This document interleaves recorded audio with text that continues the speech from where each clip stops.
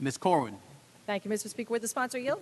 will you yield, Ms. Peoples-Stokes? Yes, of course, Mr. The Speaker. sponsor yields. Thank you, Crystal. Just a quick question. I know in the case, I believe it was service stations after Hurricane Sandy, we required generators, and we actually included an appropriation, like a fund to help assist them to get those generators. Do we have anything in this bill to assist these dialysis centers in the costs associated with generators? No, actually, we do not, Ms. Curran. Okay. Do we have a sense of how many there are or what the approximate cost would be? I don't have a sense of what the approximate cost for one of these machines would be, but I can tell you that if it's a smaller dialysis operation, they generally don't have them and/or they share them amongst regional areas. If it's a larger hospital or a larger healthcare facility, they generally do have them because they're already required by Article 20H to have them in place. Okay, so this bill would basically affect smaller centers. Yes. Okay. Does the bill do anything in terms of an emergency preparedness plan? Some sort of like a plan for evacuation in the event of a Hurricane Sandy? Or Actually, I think this bill adds to the existing evacuation plan. Okay. Because my understanding is that for nursing homes and hospitals and so on, we require a full plan, but that these centers don't have that. So this bill, in terms of adding to that plan, we're just requiring them to have a generator. We're not actually requiring them to have an evacuation procedure or some sort of an expedited process with law enforcement or fire security or anything like that. I think the most first responders already have in places specific evacuation plans for any sort of health care providing facility that would be on record in that community. But as you can see from the language in this bill, nursing homes and extended living centers already have these in place. We're just asking for dialysis centers now to add it to their agenda. Okay, thank you, Crystal. On the bill, Mr. Speaker? On the bill, Mr. Corwin. Thank you, Mr. Speaker. I think it's a good idea, actually, to have these. I know I've got a center very close to my home, and I can see how busy they are and certainly how critical the care is that they're providing to their patients. I am concerned, however, about the cost aspect of it. When we addressed this issue in previous years regarding service stations, and we're talking to these small owners of stations, there was a real concern about the ability to afford these generators. I know on a home, which is significantly smaller than one of these centers, they can run anywhere between $2,000 and $5,000 a piece. And certainly I would think with these centers it would be larger and therefore much more expensive. I would like to see some sort of an appropriation or allocation in a budget to help these smaller facilities. And I also think it's important that we have a full-scale emergency preparedness plan.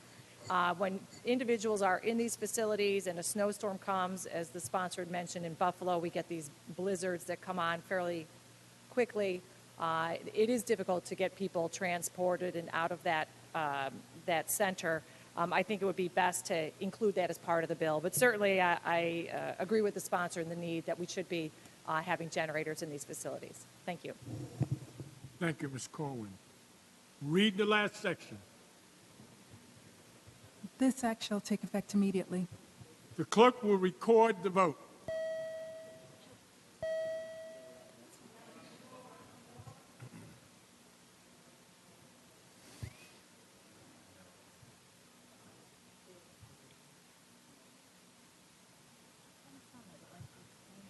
Mr. Palmisano to explain his vote. Yes, thank you, Mr. Speaker. To explain my vote briefly, I'd just like to commend the sponsor on this legislation, but I do think there's some things we can look about that Ms. Corwin mentioned that could improve the intentions of this bill.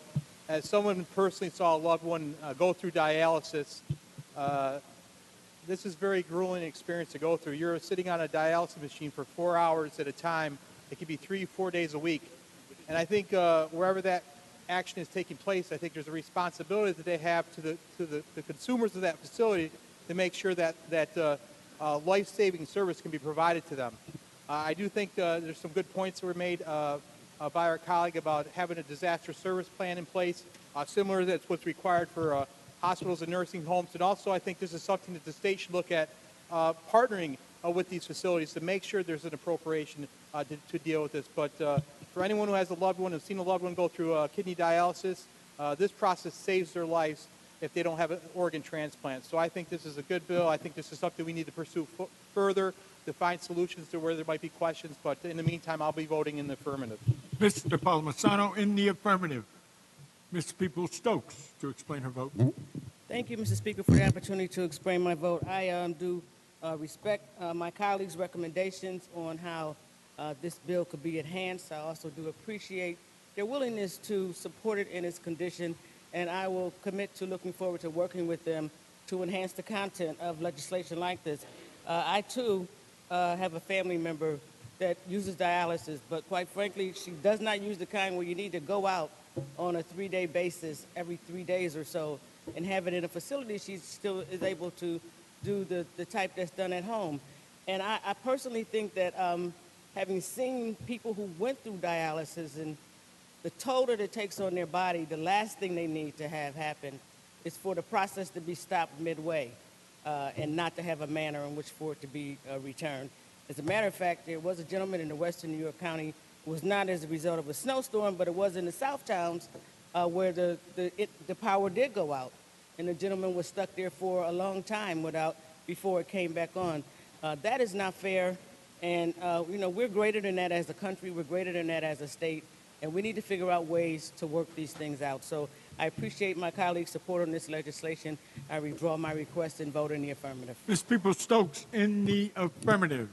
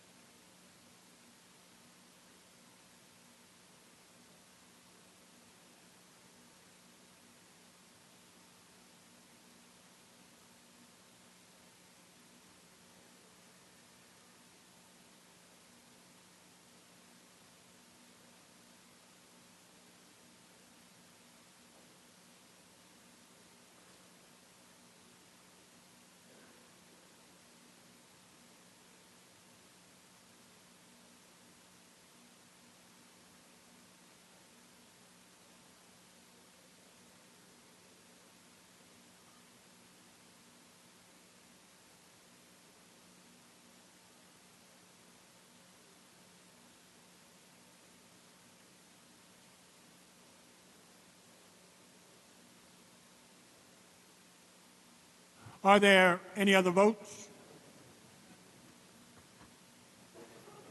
Announce the results. Ayes 117, noes 5. The bill is passed. Mr. Morelli. Yes, thank you, Mr. Speaker. If I could give members the next 4 bills that I'd like to take up in this order.